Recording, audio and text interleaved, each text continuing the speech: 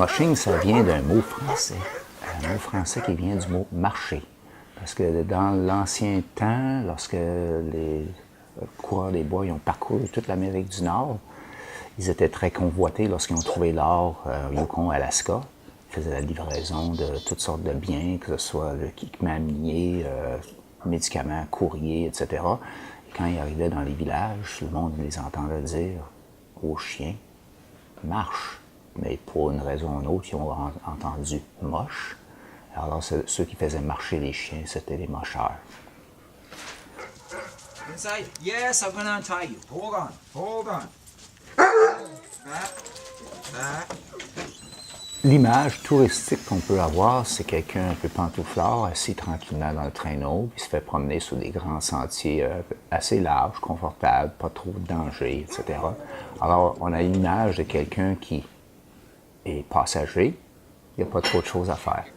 Et la personne qui conduit, dépendant de la flexibilité de son traîneau, le nombre de chiens qu'on met, un sentier qui est plus ou moins accidenté, les proximités des arbres, tout ça, là, ça peut être extrêmement sportif.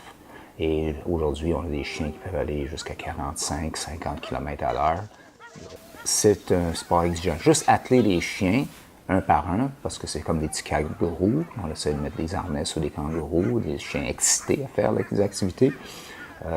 Tout ça, ça prend une forme physique assez impressionnante, au-delà de ce que la part des personnes vont observer à premier coup d'œil. C'est certainement un sport d'équipe. Ça peut être compris comme un sport d'équipe avec tes chiens. Alors, toi, tu fais une unicité avec les chiens. Toi, tu es un peu comme le coach ou entraîneur des chiens, puis là, les chiens sont ton équipe. Mais en même temps, il n'y a rien de grand qui se fait sans un effort soutenu à long terme en équipe.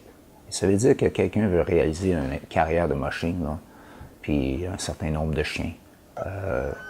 Dès que tu dépasses une vingtaine de chiens, ça prend des assistants autour de toi. Une équipe qui va donner des soins, des équipes qui vont faire le nettoyage, l'entretien des équipements.